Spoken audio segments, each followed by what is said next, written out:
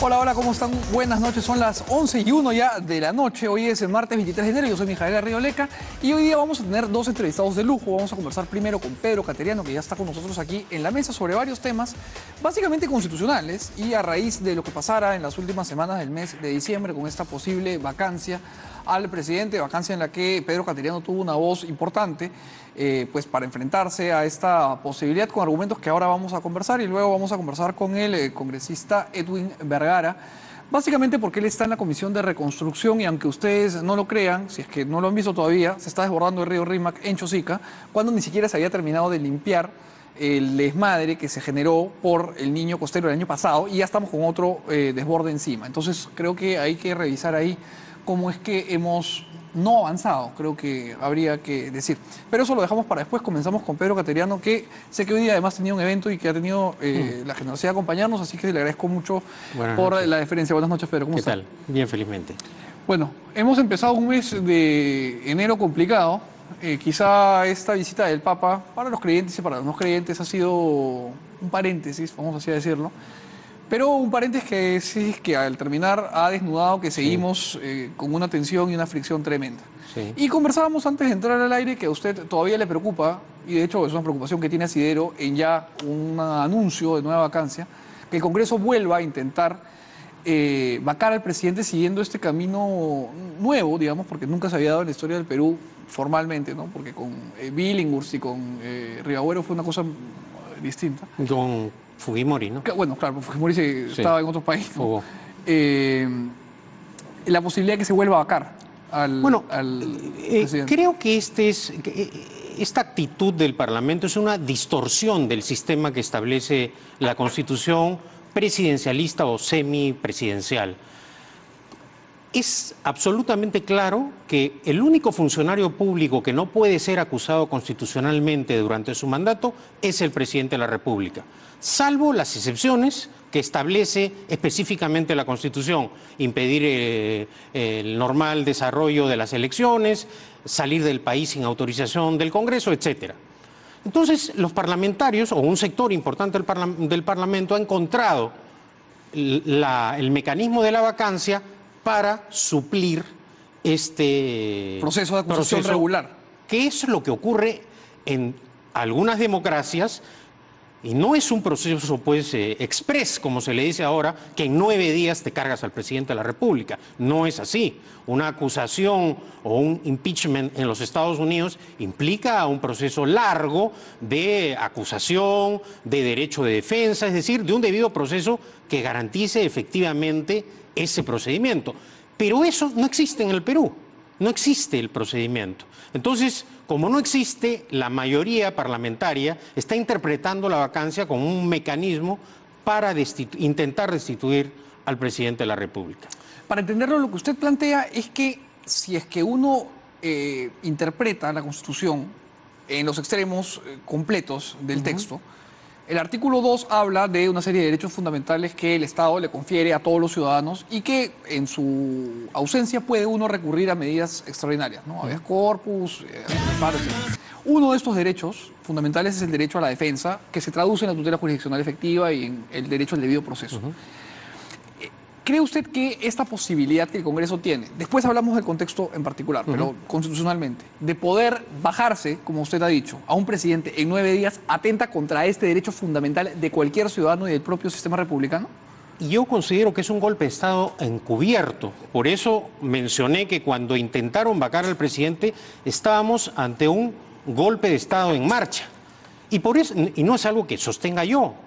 Actualmente la Comisión Interamericana de Derechos Humanos ha presentado una consulta ante la Corte Interamericana, precisamente evaluando la actuación de algunos congresos en América Latina que han tenido esta tentación totalitaria como nuestro Parlamento. Hablan del caso de Brasil especialmente, ¿no? De Brasil, de Paraguay, Honduras. ¿no? De Honduras, países en los cuales, no teniendo mayoría parlamentaria propia el presidente, el Congreso declara la vacancia.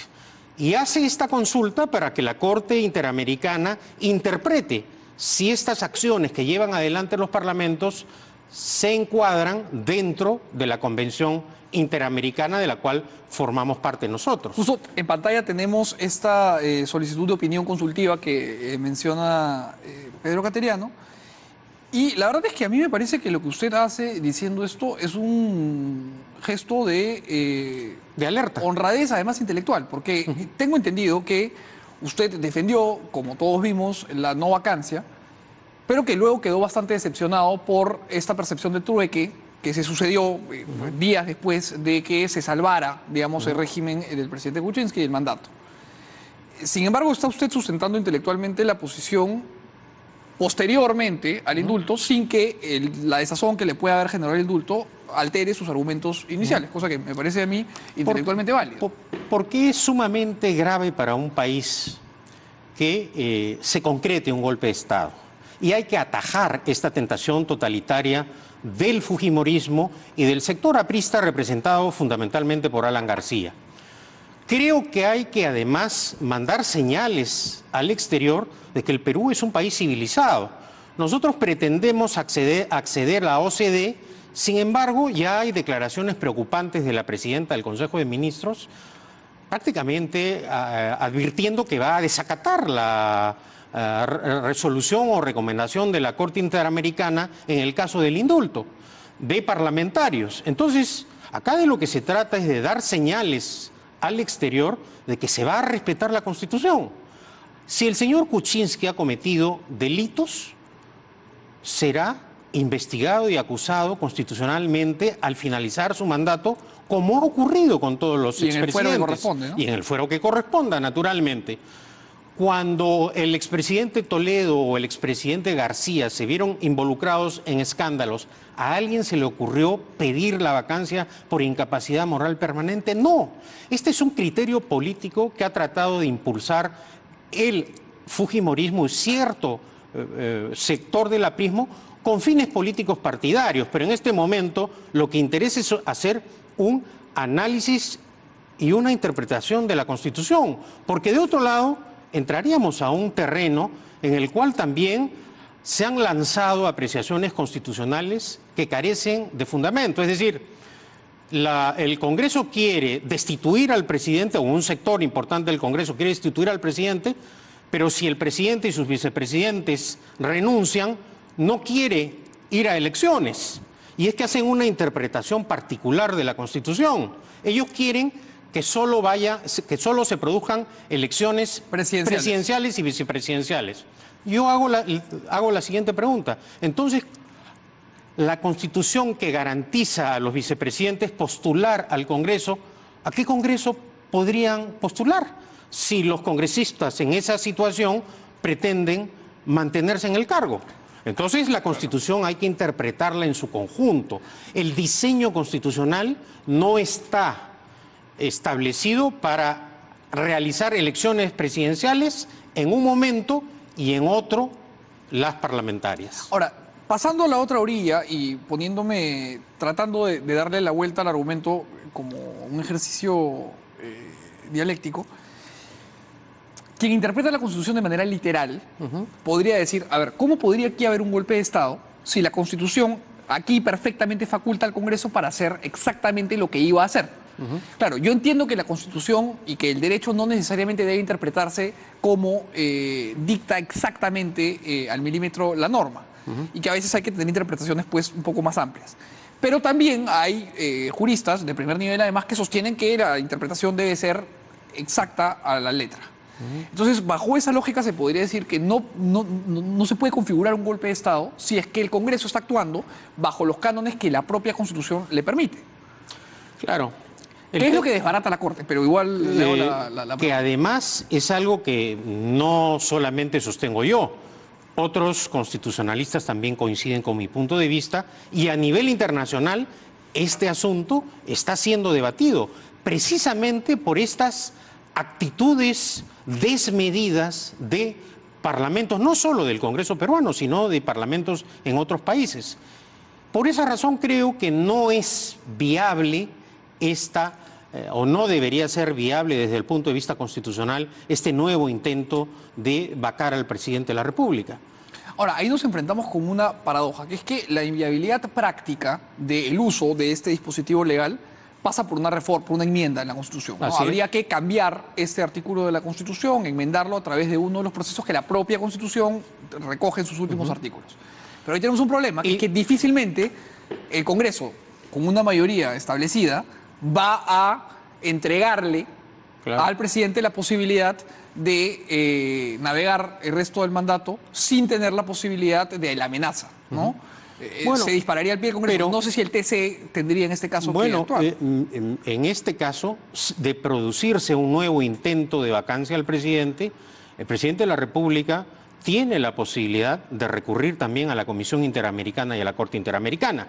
Y estando ya en proceso esta consulta de la Comisión ante la Corte, podría tranquilamente la Corte Interamericana, ante un requerimiento formal del gobierno del Perú, adelantar un pronunciamiento respecto de esta consulta que le ha formulado la Comisión Interamericana de Derechos Humanos. Ahora, le hago una pregunta netamente procesal. Sí.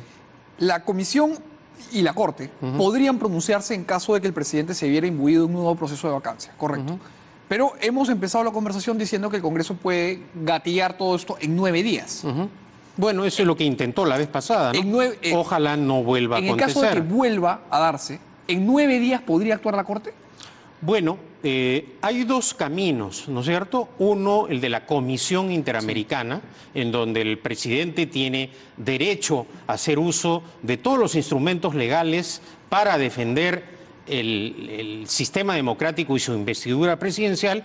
Y otra vía, la aplicación de la Carta Democrática, que no llegó a concretarse la vez pasada, aunque el secretario general de la OEA envió a 2 observadores para que Estuvieron en el apreciaran hemiciclo, claro. exactamente el debate parlamentario. O sea, que sí hay esos instrumentos. Pero creo que ese sería el peor escenario internacional para el país. Y precisamente debemos exhortar responsabilidad al Parlamento en su actuación. ¿Qué cosa es lo que queremos? Inestabilidad política que conduzca al país al caos institucional, o dentro del caos constitucional, en la medida de lo posible, llegar al final del mandato. El pueblo elige por un tiempo determinado, por un mandato al presidente Y a su vicepresidente. y a sus vicepresidentes, y tienen que cumplir ese mandato. Creo que eso es lo que es la esencia de la democracia, el voto. Ahora, lo que usted plantea es una situación que colocaría al presidente en una situación que por lo menos es paradójica, porque si es que hubiere alguna intención de desacatar lo que la Corte diga con respecto al indulto, la única posibilidad que tendría el presidente frente a un eventual pedido de vacancia sería recurrir al mismo sistema que acaba de chotear. Entonces se colocaría el presidente en una posición especialmente peligrosa. De no hacer caso a una orden imperativa. Y es de la algo Corte. que yo he hecho notar en las últimas semanas. Por esa razón, el presidente tiene que ser respetuoso de la Constitución y la ley. Y la mentira no es una buena forma de aplicar la Constitución y la ley. Cuando se refiere a la mentira, ¿a qué parte se refiere en concreto yo a la acción del creo presidente? a la falta de transparencia del presidente en todo el proceso del indulto al ingeniero Fujimori. Proceso en el que usted estuvo muy cerca, no políticamente del presidente, pero fue, digamos, una de las voces que más alto se alzó en contra de la posibilidad de vacancia utilizando esos argumentos. Exacto, pero tú mismo lo acabas de plantear. Va a estar en un disparadero Kuczynski. Por un lado, su primera ministra anuncia que va a desacatar las resoluciones de la resolución o recomendación de la Corte en el caso de que ésta objete el indulto a Fujimori. Y de otro lado, ante un eventual pedido de vacancia del Congreso, la vía que va a tener para defenderse el presidente va a ser la Corte Interamericana y la Organización de Estados Americanos. Entonces, creo Una paradoja importante ahí, ¿no? Claro que sí. Ahora, el presidente ha dicho en más de una oportunidad, en varios decibeles distintos, que no hubo ningún trueque, que estos votos que Kenji lideró hacia la abstinencia del voto, que finalmente le permitieron mantenerse en el cargo, fueron fruto prácticamente del azar. Evidentemente hay una porción mayoritaria de la población que no ha creído en esto, y eso lo reflejan las encuestas, y hay bastantes voces que han estado muy metidas durante este proceso, incluyendo la suya, que han señalado que tampoco creen que esto haya sido así. Usted ni siquiera le da el beneficio de la duda al presidente. Bueno, y además frente a esta negociación. hay evidencias y pruebas. Una de ellas, el artículo de Jorge Morelli en el diario El Comercio, en donde él asevera que esto ya estaba pactado y que simplemente era cuestión de fijar la fecha para el indulto. Entonces, y no me voy a referir a las violaciones al reglamento, ni todo lo que han señalado los funcionarios públicos del Ministerio de Justicia, ¿no? El presidente ha ido contra una ley que se tramitó y aprobó durante el gobierno de Alberto Fujimori, que establecía que no se podía, que establece que no se puede indultar a una persona que ha sido sentenciada por secuestro agravado. Esa es una ley vigente, que no ha sido objetada en su constitucionalidad, que no ha sido cuestionada, que no ha sido derogada. Entonces, ¿cómo puede el presidente de la República ir contra la Constitución y la ley? Es algo que tendrá que explicar ante los tribunales. Ahora, ¿cree usted que este pedido del que el Frente Amplio ya ha hablado, de presentar una nueva moción de vacancia, prospere? Porque le hago la pregunta, estuvo con nosotros la semana antepasada Jorge Castro, que representa al Frente Amplio, y nos dijo que, de acuerdo con lo que habían conversado y con Marco Arana, habían acordado presentar una nueva vacancia. Pero ni siquiera han llegado a los 23 votos necesarios para presentar la vacancia. O sea, la suerte esta vez no les ha soplado a favor. Pero claro, vamos a ver qué dice Barata, podría haber un cambio en el panorama pronto. Y lo volátil que es la política en el país. El día de ayer, un grupo de congresistas, a raíz de esta nueva noticia sobre un pago que habría recibido Kuczynski de más de $1 millón, ya estaba exigiendo la renuncia. Entonces volvemos a lo mismo, al ultimátum de la vez pasada. O renuncias o te vacamos. No sé si a eso llegarán nuevamente los parlamentarios, pero estamos en la obligación de alertar que esta vía que se pretende emplear nuevamente, no digo mayoritariamente, pero que se está tramitando, es contraria a la Constitución y a la ley. Ahora, usted hace un momento me hablaba de una vocación, por lo menos, golpista en esta interpretación por parte del fujimorismo y de un sector del aprismo. Liderado por García, el ¿no? sector que lidera García. ¿Usted cree que el fujimorismo queiquista, digamos, y el aprismo que lidera Alan García no están tomando una decisión que sea que este gobierno acabe? Que ellos quieren dar un golpe desde el Congreso y quieren que este gobierno se aborte. Y además hay otras señales muy preocupantes. La acusación contra los magistrados del Tribunal Constitucional continúa.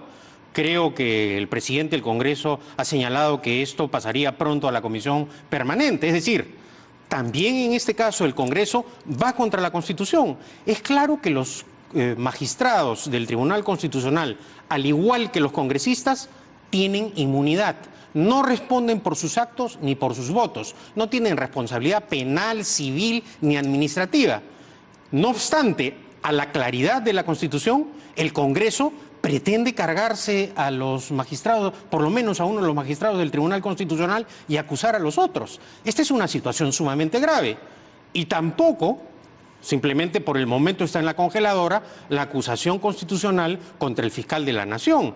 Es decir, hay señales de alarma que nosotros estamos en la obligación de denunciar esta amenaza manifiestamente golpista de un sector del Parlamento contra el presidente de la República, contra 4 magistrados del Tribunal Constitucional y contra el fiscal de la Nación.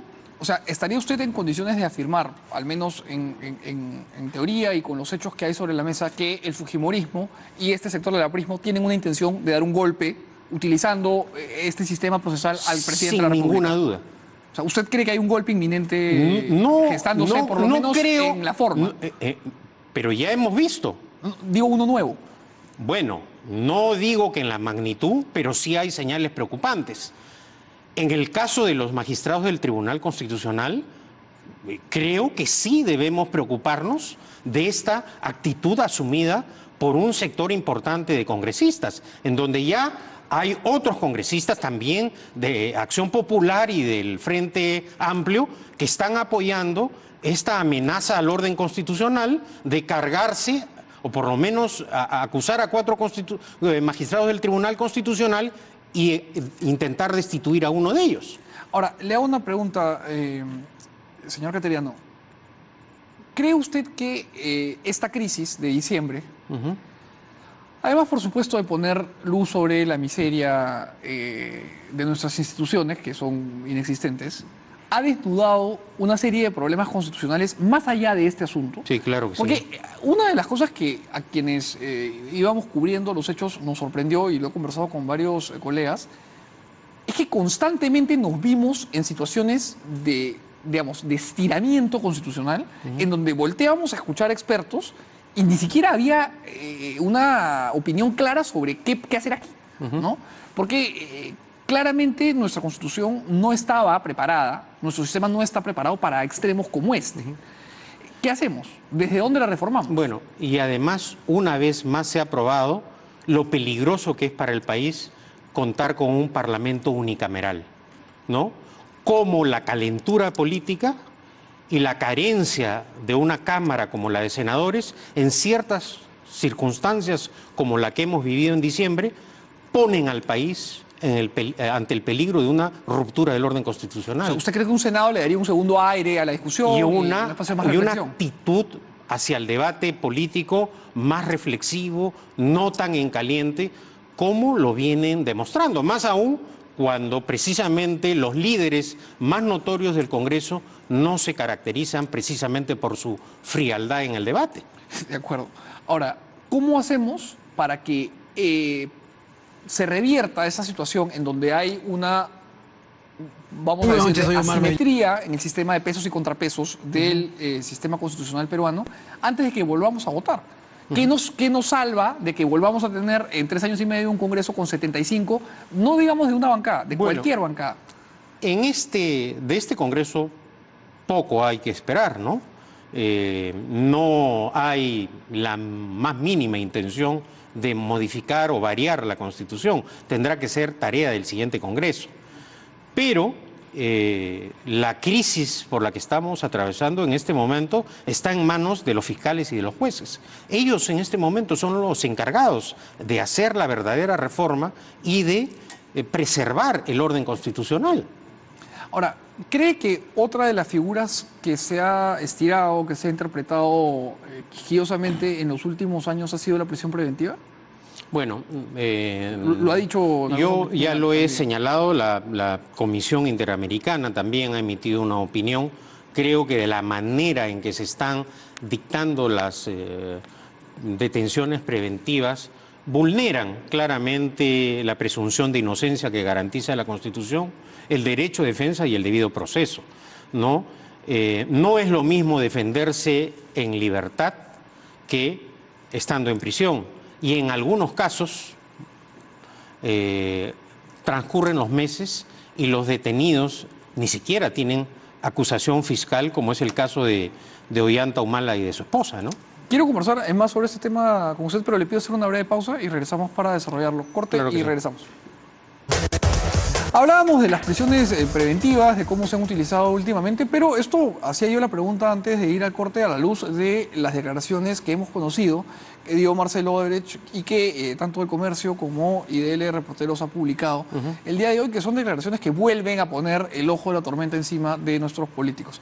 ¿Qué opina usted de lo que ha dicho el señor Odebrecht? Bueno, él ha ratificado y ha empleado, creo, si no me equivoco el término, con certeza he apoyado a los principales candidatos, a Humala, a Alan García, a Keiko Fujimori y a Kuczynski. Entonces, los que tenían, y a Toledo, y los que tenían duda pueden escuchar el audio, ¿no? Naturalmente, los que no quieren analizar la verdad de lo acontecido recurrirán a las monotemáticas muletillas de los defensores de las personas que niegan haber recibido esos apoyos. Ahora, Hay una estrategia que claramente ya está en marcha por parte del señor Odebrecht de empoderar sistemáticamente a Barata para que sea él quien pueda dar la estocada o salvar de dar la estocada a quien corresponda, porque en prácticamente cada respuesta de Odebrecht él dice efectivamente tengo certeza, tengo esta intuición, tengo esta idea, recuerdo esto, pero consulten con Barata. ¿Cree usted que esto es un genuino interés del señor Odebrecht de conferirle a Barata la autoridad?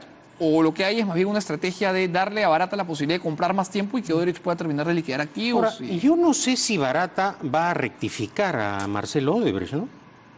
Claro, porque Porque ahí lo va a poner en aprietos a Odebrecht. Quiere decir entonces que Odebrecht mintió. Lo concreto es lo siguiente. Los procedimientos, la manera, es decir, la forma en que Barata operaba en Lima, claramente no la tenía Odebrecht, según sus declaraciones. Él sabía que daba esos apoyos Barata, pero la forma en que dio los apoyos, con qué personas, a quienes les entregó esos dineros, eso naturalmente lo tiene que decir Barata. El único caso en el cual da señales es precisamente en el del expresidente Humala, porque fue un pedido que le hicieron a él en el Brasil. En los otros casos, Barata le daba cuenta. Por esa razón, cuando Barata le señala a Odebrecht el tema de Keiko Fujimori, para evitar el problema, él dice aumentar a Keiko y anota 500, porque creía que apoyando a Humala los fujimoristas se podían resentir. Ahora, en ningún momento Barata ha señalado que le ha dado el dinero a Keiko Fujimori o que le ha dado el apoyo económico a Alan García. No hay ninguna declaración. Lo que ha señalado Odebrecht, Marcelo Odebrecht, es que sí ha apoyado las candidaturas, y la persona que va a dilucidar cómo se entregaron esos apoyos económicos y a qué personas tendrá que ser Barata. Ahora, y para conectar un poco este asunto con el último tema del que quería hablar antes de que pueda hijo ya dejarlo ir, es el tema del Club de las Constructoras, que ha vuelto a cobrar mucha importancia, sobre todo después de la tormenta de diciembre, que había un poco amainado este tema, ha vuelto a ponerse sobre la mesa. ¿Qué opinión le queda sobre lo que ha sucedido y sobre lo que parece empezar a configurarse como una situación en la que se están concertando precios? Bueno, creo que las investigaciones recién se han iniciado. Sorprende, no por que sea injusta la liberación de estos empresarios, sino por la manera en que actúa el Poder Judicial, que en algunos casos la detención preventiva la aplica de una forma y a otros de otra. Pero en todo caso creo que hay evidencias preocupantes que obligan a la justicia a profundizar estas investigaciones, naturalmente. Ahora, lo que conversaba yo ayer aquí en este programa sobre este tema es que el tinglado legal que se ha utilizado para perpetrar esta posible colusión sigue vigente. Y no hay una vocación, por lo menos manifiesta, en ninguna bancada por revisar las leyes y los sistemas regulatorios que han permitido la cuchipanda que hoy estamos empezando a conocer. Bueno, pero esa no es una actitud que deba sorprendernos. El actual Parlamento, por ejemplo, se ha negado a tipificar como delito las donaciones ilegales para las campañas electorales. Ha sido tal el escándalo, varios de los congresistas han acusado a determinadas personas de haber cometido delito por haber recibido aportaciones ilegales a las campañas electorales. Sin embargo, el Parlamento se ha negado a tipificar como delito la percepción de donaciones ilegales en las campañas electorales. Entonces, a mí no me sorprende esta actitud irresponsable del Parlamento. De acuerdo, intervino por el comienzo. El fujimorismo hoy por hoy enfrenta lo que parece ser una crisis de identidad o de continuidad de su mayoría solvente de 71 miembros, ¿no? Y digo esto por Kenji. ¿Cree usted que esta pelea responde a un criterio real o que es una cuestión de recreo que va a terminar pronto de decantarse y que no pasó nada ahí? Prefiero no especular y esperaré los resultados finales como la mayoría. Pero creo, una vez más, que el fujimorismo no ha demostrado una vocación y convicción democrática en su conducta, ¿no? ¿Por qué? Porque se lo digo porque ha participado de procesos electorales, ha participado además de un congreso y bien que mal ha encauzado su participación política dentro de las normas vigentes. Precisamente por esta clase de actitudes, como por ejemplo haber intentado vacar al presidente al margen de la Constitución y la ley, la manera selectiva en que investiga. ¿Por qué la señora Keiko Fujimori no ordenó al Parlamento investigar a Joaquín Ramírez? Con la misma energía que ordenó a sus parlamentarios que nos investiguen a los exintegrantes del anterior gobierno. ¿Por qué esta protección de Keiko Fujimori a Joaquín Ramírez? Entonces son actitudes naturalmente antidemocráticas. Para los adversarios todo y para los amigos nada. Cuando dice usted esto, creo que me permite hacerle una pregunta sobre el tema anterior de las constructoras. Es que usted ha encabezado, por lo menos, el ala, vamos a decir, ejecutiva del Poder Ejecutivo, que es el gabinete. Mientras fue usted presidente del Consejo de Ministros, quizá como ministro de Defensa tuvo menos visión macro, ¿no?, del tema, pero cuando fue presidente del Consejo de Ministros, estas licitaciones y esta situación en la que un grupo de constructoras venía pues ganándose prácticamente a dedo las obras, ya venía dándose. Y esto, claro, no nació ahí, venía de antes y continuó luego. ¿No hubo ninguna percepción por parte de su gabinete o de usted mismo como presidente de que algo raro estaba sucediendo ahí? Yo recuerdo el caso de la línea del metro, Sí. en donde dos constructoras quedaron precalificadas técnicamente. Odebrecht y el consorcio español-italiano y COSAPI. Y hubo en un momento determinado una presión de Odebrecht para prorrogar la licitación. Y el gobierno, o en ese momento Proinversión, no aceptó esa prórroga porque hubiese implicado una alteración de las reglas establecidas en las bases de la licitación. Y en ese caso ganó el consorcio español-italiano con COSAPI la licitación y no se amplió el plazo para que pudiera Odebrecht presentar otra oferta económica. Mucho tiempo después me he dado cuenta que una de las personas que criticó ese proceso, o las dos personas que criticaron ese proceso, fueron precisamente Alan García y Pedro Pablo Kuczynski. ¿Y eso qué le hace pensar? Eso me hace pensar no muy bien. ¿Por qué? Porque estaban en ese momento apoyando la postura de Odebrecht. O un tema que yo no he seguido de cerca, como es el gasoducto. ¿Cuál es la defensa de Alan García? Que su propuesta era la más baja, la más barata. ¿Cómo obtuvo Odebrecht el proyecto del tren eléctrico durante el gobierno de Alan García? Fue el viceministro, ¿no es cierto?, a decirle a los brasileños: presenta tu propuesta más baja, porque eso no despertaba suspicacias. Y luego lo arreglamos con las adendas, y en las adendas venían los depósitos en Andorra, que hasta ahora nadie los ha tocado. Y parece que así está la cosa.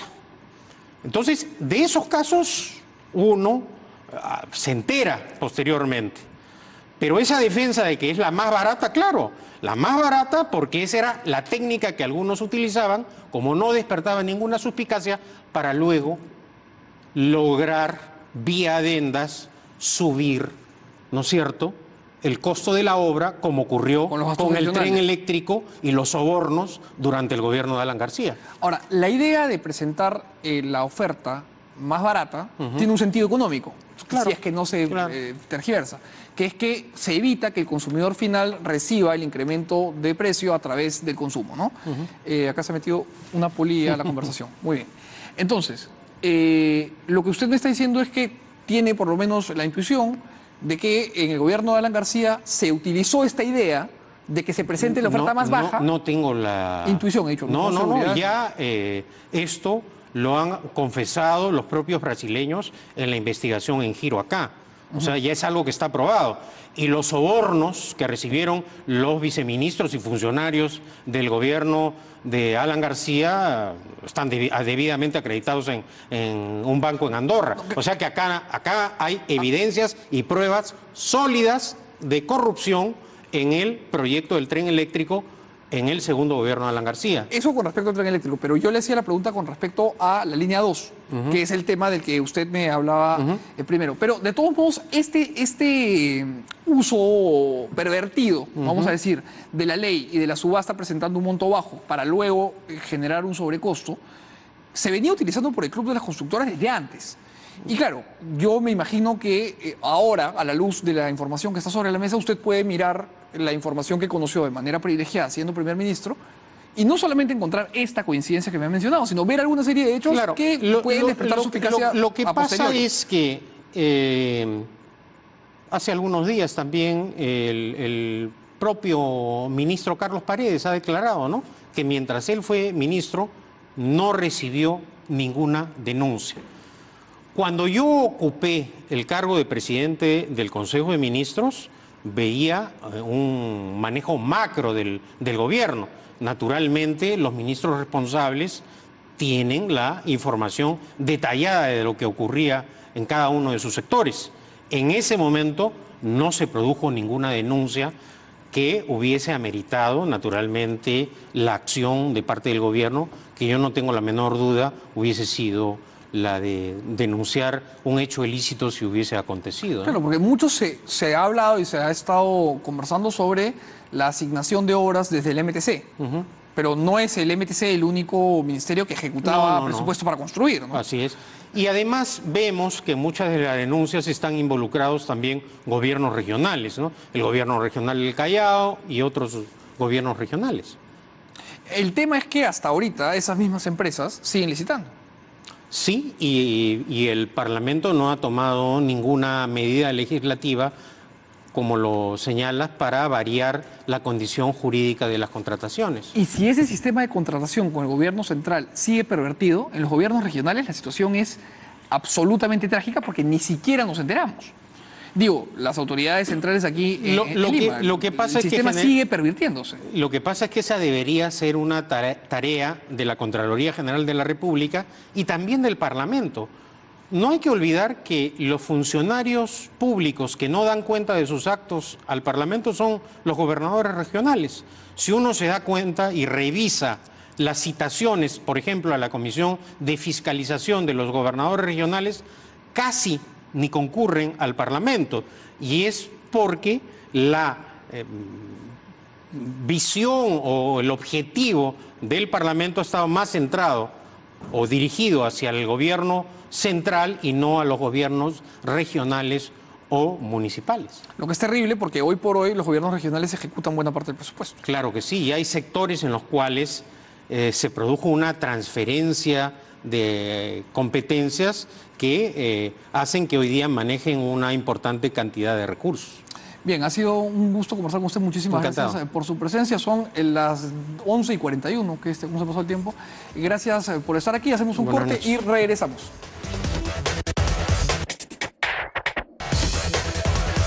Bienvenidos de vuelta a Contacto de Verano. Estas imágenes que ustedes acaban de ver creerán que es parte del archivo de lo que vivió el país el año pasado en el niño costero que sacudiera a nuestras costas en los primeros meses del año. Pero no, es de hoy. Y no solamente es de hoy, sino que es exactamente de la misma zona en donde el año pasado se dio parte de la situación calamitosa que vivió Lima. El río Rímac se está desbordando, el cruce de Rímac con el Guaycoloro está a punto de desbordarse. Y es curioso porque, claro, si ustedes buscan imágenes del año pasado, es exactamente el mismo ángulo de la cámara, porque estamos exactamente frente a la misma situación en el mismo lugar. Entonces, vamos a conversar con el congresista Edu Vergara, que nos acompaña. Él es el representante de Fuerza Popular, porque es uno de los congresistas que ha asumido el tema de la reconstrucción como una de las banderas que está trabajando. Y buenas noches, muchas gracias por venir. Lo primero que le pregunto es, ¿qué reconstrucción, congresista? Ninguna, y me preocupa. Debemos entender, Mijail, que cuando sucede una tragedia como esta, el Perú no es una isla, no está aislado. Lo que tenemos que hacer es ver las otras experiencias de otros países, por ejemplo, Chile, Ecuador, qué es lo que hicieron. Y cuando uno ve lo que hizo Chile es básicamente fortalecer sus ministerios, que el Ministerio de Agricultura pues se encargue de los ríos, que el Ministerio de Vivienda haga la construcción de casas, que el Ministerio pues de Educación haga los colegios. Lo que se hizo acá fue una mixtura. Se creó una autoridad justamente para reconstruir, pero para que coordine, haga una autoridad ad hoc, ¿no? Una autoridad muy parecida a la que ocurrió en Forsur.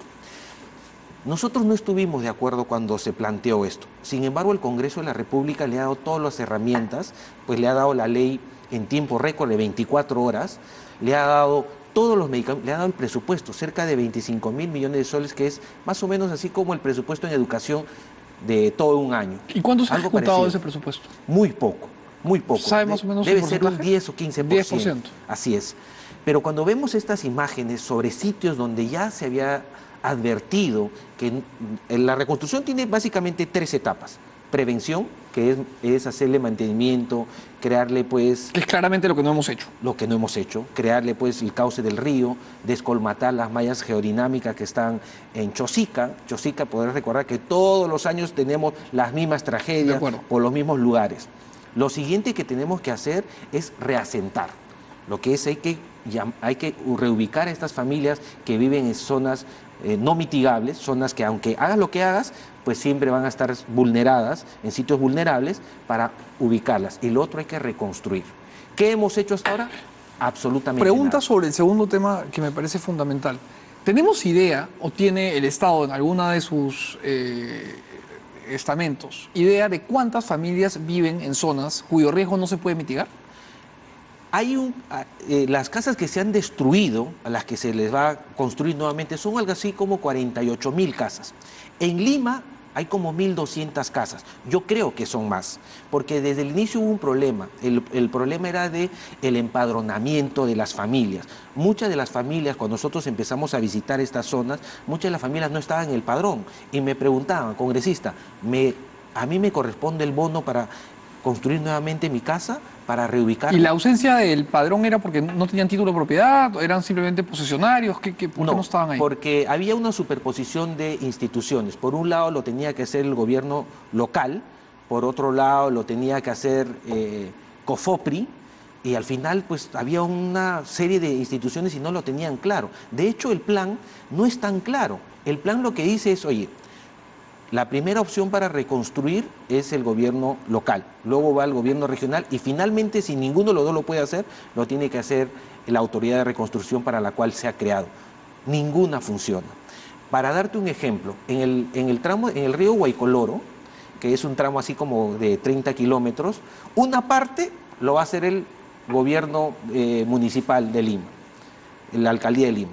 La otra parte lo va a hacer el ANA. La otra parte lo va a hacer el gobierno municipal de Chosica.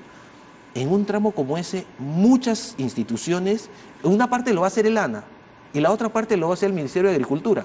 En un tramo de 30 kilómetros hay una superposición de instituciones, hay una superposición de proyectos y finalmente no hay nada. Además, en el cauce del río Guaycoloro, en la parte en la que desemboca al río Rímac, hay un asunto que creo que fue gravísimo el año pasado. Es el puente que se llama el puente Cisne. Sí, sí. Ese puente, ¿recuerdas donde estaban pues flotando los cilindros? La zona C. Me acuerdo clarito. ¿Ya?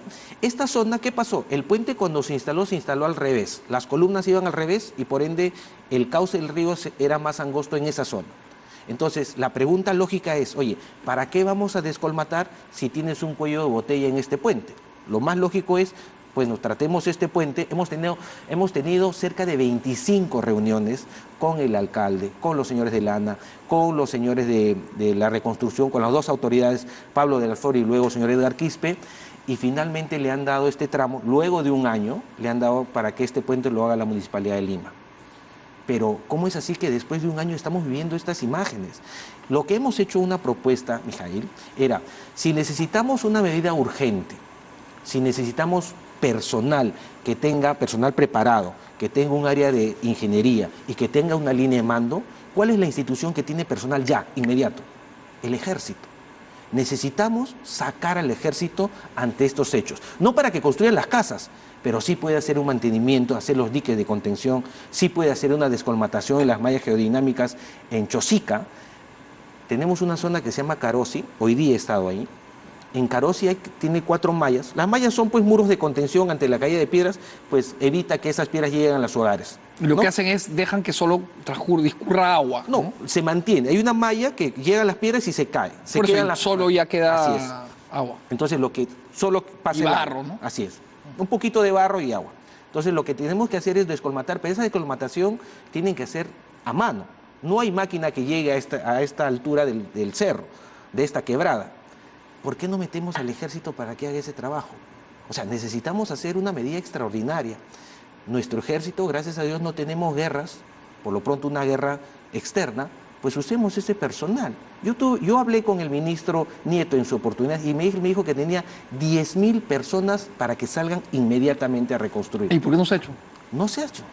Pues hay que preguntarle a la ministra o a la Premier. Yo le hablé a la Premier y le dije, oye, y también lo dije en el pleno. ¿Le habló de manera privada? Le hablé de manera privada, lo dije también en el pleno. Sí. Necesitamos mano de obra inmediata. ¿Y qué fue lo que la Premier le respondió en esta conversación Que privada? lo iba a evaluar, que lo iba a evaluar. Pero vemos que no se ha hecho nada. Adicionalmente, cuando uno licita, para que tengas una idea, tenemos 10.000, en hombres son 100.000 hombres, ¿ah? Sí. Me equivoqué en el número, y son 10.000 hombres. O sea, el Ejército le dijo 100.000 hombres a disposición mañana. 100.000 hombres a disposición para salir en 2-3 días, ¿no? Y ellos tienen un área de ingeniería. Sí, claro, pues una división completa. Pues, y tampoco no hay mucha ciencia en hacer unos muros de contención, unos diques de contención y retomar el cauce del río Rima o de los ríos en Piura, ¿no? O sea, no es que van a hacer un transbordador espacial. O sea, yo creo que pues los ingenieros del Ejército peruano tranquilamente lo pueden hacer. Adicionalmente hay otro problema. El problema es que en esta reconstrucción, que es una tarea titánica, hay cerca de 10.000 proyectos, ¿no? O sea, obras de licitación por hacer. Cuando le dan la licitación a una empresa, hay otro que cuestiona eso y se van a un arbitraje. Ese arbitraje dura 3 o 4 meses. Siendo mucho más expedito además que el Poder Judicial, pero demora igual un montón. 3 o 4 meses. La pregunta es, si vamos a demorar cada vez que le den la concesión a una empresa y la que ha perdido va a impugnar o va a tratar de impugnar esa licitación y nos vamos a demorar 3 o 4 meses, la pregunta es, ¿cómo vamos a poderle devolver la tranquilidad a estas familias que con justa razón hoy día hicieron una marcha? Pues no tienen otra opción. Tenemos que sacar el Ejército, nuestro Ejército peruano, nuestro valeroso Ejército, para darle solución a este tema. Y que los ministros pues empiecen a darle la tarea de reconstruir las carreteras, las pistas y los hogares, ¿no? Pero no podemos esperar más tiempo, Mijail. Las personas con justa razón están exigiendo que se hagan las obras de una vez, inmediatamente, ¿no? Bien, vamos a hacer un corte y regresamos para hablar de este y de otros temas como la integridad de su bancada, que me parece especialmente importante a la luz de los hechos. Corte y volvemos. Estamos de vuelta. Antes de hablar de los temas de su bancada, yo quería preguntarle, solo a la luz de todo lo que nos ha dicho, entonces Pablo de la Flor, ¿qué hizo? ¿No le fue bien? No le fue bien. Nosotros tuvimos una reunión 2 días antes de que, tuvimos una reunión el viernes, donde hizo serios compromisos con el alcalde de San Juan del Lurigancho, con el alcalde de Chosica, con el alcalde de Huachipa, y el lunes renunció. Entonces dejó esos compromisos pues como en el aire, ¿no? Ya, pero eso fue al final. Pero durante los meses que estuvo al mando de este proceso de reconstrucción... Yo no he visto mucho avance con el señor Pablo de la Flor. ¿Qué avance sí ha visto? ¿Qué hizo? Ninguno.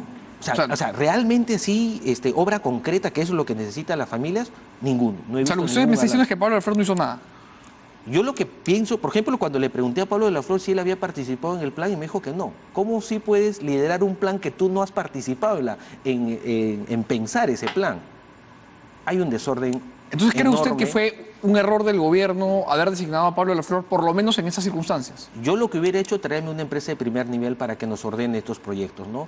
Debemos entender que esto ya pasó en Catrina, en Chile, en Ecuador, y tuve la suerte de hablar con gente del Banco Mundial y me decía, oye, lo que tienes que hacer ante este reto tan grande, traerse una empresa de primer nivel que nos ordene los proyectos y empezar a la gente a hacer esta reconstrucción Con esto usted ordenadamente, se refiere ¿no? a una empresa consultora, una empresa que ordene el proceso, no así necesariamente es. una constructora que ejecute. Así es, que ordene los proyectos, que por ejemplo haga un fast track en el tema de la concesión de estas obras, que por ejemplo hacer y pensar en un organismo que pueda, cuando alguien te pueda, algún postor que no haya sido favorecido y te impugne, pues que le demore 2, 3 semanas, ¿no? O sea, salas momentáneas o salas delivery, de tal forma que las obras puedan trabajar adecuadamente, ¿no? ¿Y por qué ninguna de estas ideas se ha aplicado? ¿Cree usted, por impericia del gobierno a la hora de diseñar este plan que luego puso al señor de la Flor a encabezar o por impericia de la Flor a la hora de ejecutar? Bueno, yo creo que se asustaron ante este proyecto, ante este problema, ¿no? ¿Quién, el Y no es- gobierno, o sea, Kuczynski el, o de la el Flor? gobierno, el gobierno. Estoy hablando del presidente Kuczynski y estoy hablando de la premier, ¿no? No escucharon. Entiendo también que mucha gente del Banco Mundial se juntó con ellos. Por ejemplo, ¿recuerdas en las casas de cartón? Yo pregunté, oye, comprar las casas de cartón es toda una logística, porque acuerdo. hay que comprar la casa, hay que llevar la casa a Piura, a Chiclayo, hay que buscar un lugar para que esa casa sea instalada. Y hay no que puede ser poner- cualquier lugar, tiene No. que haber una serie de condiciones de suelo, Así me es. acuerdo. Y adicionalmente, lo más importante es dónde le pones el baño. De Pues acuerdo. se instaló las casas y se pusieron unos baños momentáneos. Entonces dije, oye, ¿y qué hicieron pues Chile? ¿Qué hicieron ellos? Lo que hicieron es el bono. Lo que hicieron es, oye, si tu casa no se cayó y tú tienes una habitación que pueda vivir tranquilamente una familia, vamos a empadronar a estas familias y que vivan ahí. Te voy a dar un bono mensual para que tú puedas alquilar esta casa y en base a esta economía, 300, 400, 500 soles, en base a esta economía se genera una economía pequeña porque la familia empieza a tener un ingreso mientras te voy reconstruyendo Eso es tu casa. un subsidio de la demanda. Así, pero es inmediato, en vez de comprarte una casa que en 1 o 2 años ya no valen nada, o hay que destruirlas, o ya no tiene vigencia. También lo planteamos a la Premier y tomó esta iniciativa ya al final, ¿no? Ahora existe el bono 500, pero también hay casas que se han construido, estas casas de cartón que no se han instalado. Y carpas, Y porque hay gente que carpas. sigue en carpas. Mucha familia carpa y lo peor de todo, sin baño. De acuerdo. Ahora, conociendo usted el asunto como lo conoce, ¿cuándo cree que vamos a estar listos para que estas imágenes, que hoy día nos recuerdan que somos un país absolutamente precario en su institucionalidad infraestructural, ¿cuándo vamos a estar listos? ¿Cuándo va a venir un fenómeno del Niño en donde pues, las consecuencias sean pocas? Lamentablemente, como estamos viendo que no hay avance, no hay descolmatación, cero prevención, pues vamos a estar viviendo todos los años lo mismo, ¿no? Como tú lo has dicho, has estado en esa zona y me parece que estás viendo un déjà vu. Lo mismo, está ocurriendo lo mismo. Yo creo que hay un gobierno que no tiene mucha empatía con los problemas reales. Yo veo un gobierno que es un gobierno más de escritorio, un gobierno más con aire acondicionado, pero cuando uno va a escuchar a estas familias, las familias tienen a veces las respuestas. Y cuando ellos dicen, oye, ¿cómo creerle a este gobierno si luego de un año estoy viviendo en esta misma carpa? ¿Cómo después de un año no me han empadronado? O sea, no tienen la certeza si le va a dar este bono para hacer su casa o reconstruir su casa.